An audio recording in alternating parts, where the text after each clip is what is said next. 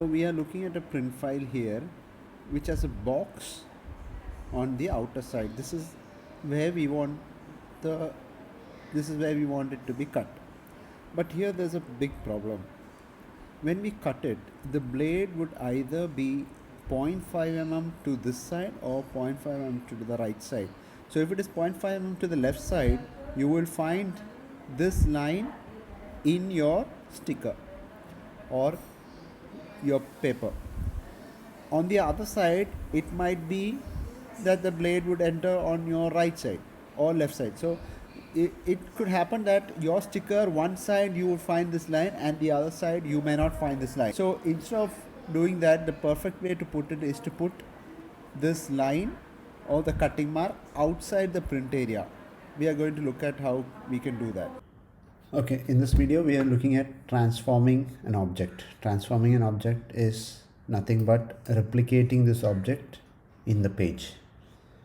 Now, first thing to do is to bleed the colors in the print. So if this is a full white background print, you don't have to do this, but otherwise it's a good idea to bleed this. So if this is the cutting mark, you can put this black box a little bit extra, so because what happens is there would be a 0.5 mm or 1 mm error in cutting, because when the blade comes down, it won't be exactly on this line. It can be either to this side or to this side. So if it cuts here, if there is no bleed, what will happen is your print will have a white space here.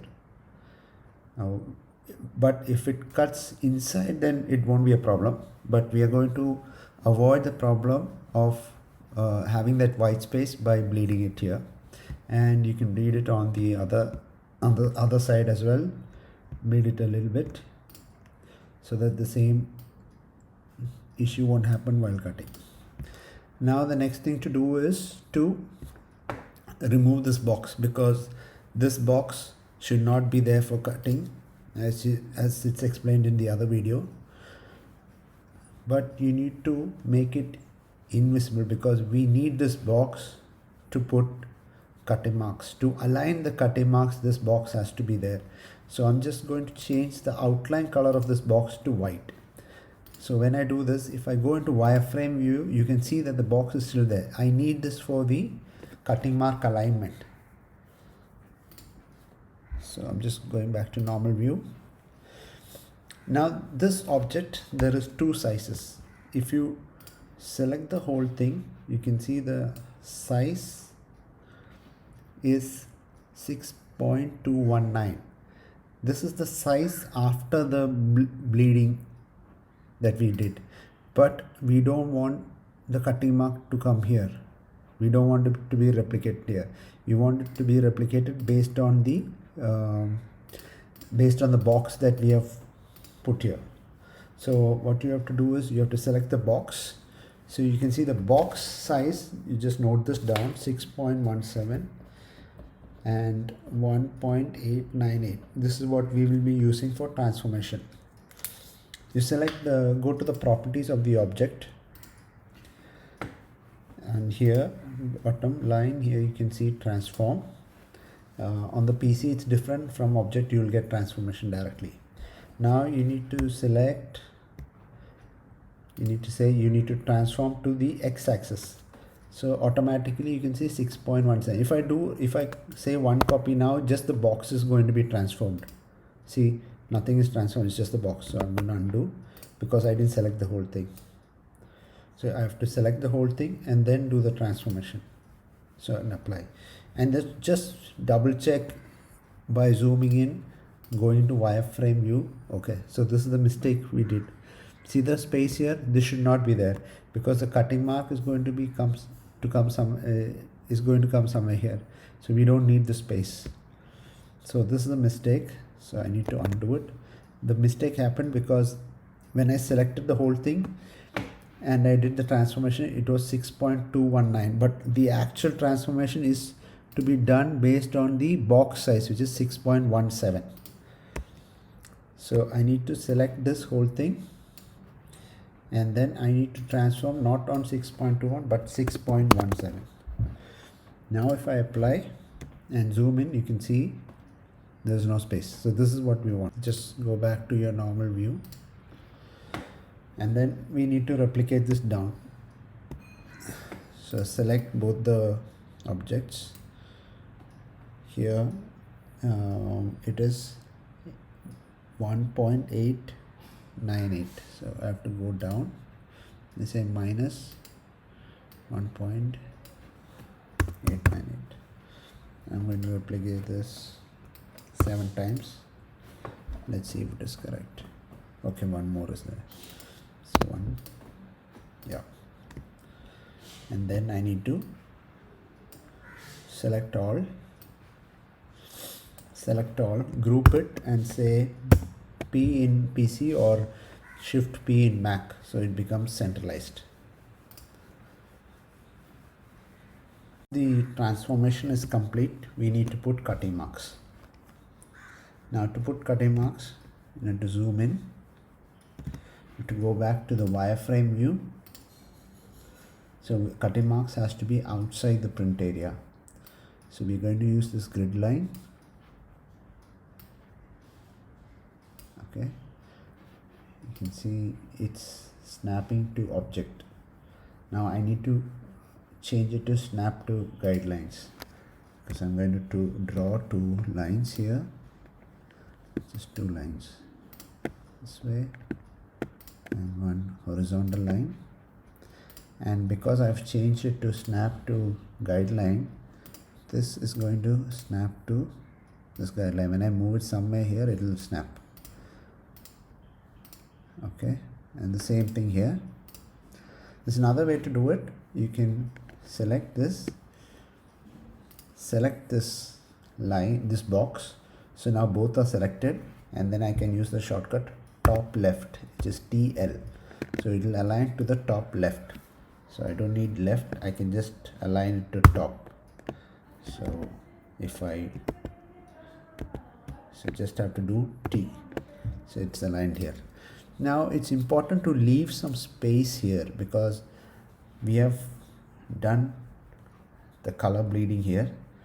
So let's say if the blade happens to be cut over this side, you don't want the cutting mark to come here inside.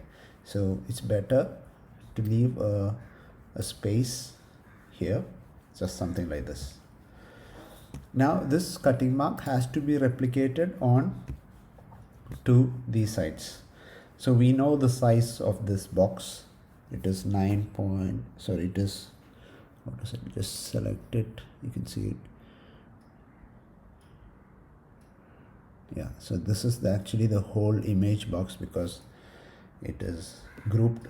So I need to ungroup it, and just to see the box size, we don't want the image size, we just want, so box size 6.17. so just select this cutting mark and say the x-axis you need to go 6.17 twice, because it has to be in the other end also. So automatically you can zoom in and see that it's gone here, and there would be one at the other end. So that's it. Now you need to replicate this cutting mark down. So select this and say it has to go down. Go down was 1.898. So I'm just going to say it was 7 plus 1 8, and then we need one more, so it's 9. It's going to be y axis going down 1.898. Apply. Just check here if it is okay. Here the mistake we made is it's come here on top of the page. It's because we did plus, it has to be minus, because to go down it has to be minus. If you add plus, it will go up. So this is minus 1.98. So if you check here, you can see that this is the cutting line. So this is a black box which is bled.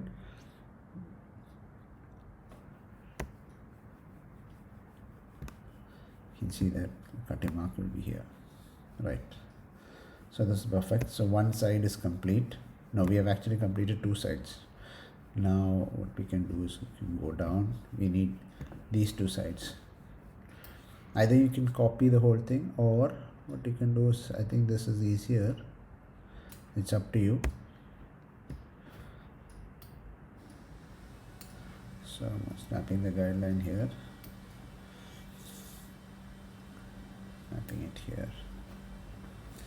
So the same thing I'm going to do is I'm going to draw here. I'm going to select this box. This was the cutting box. Here it has to be on the bottom, so I'm going to say B. If I say T, it will go on top. This has to be on the bottom.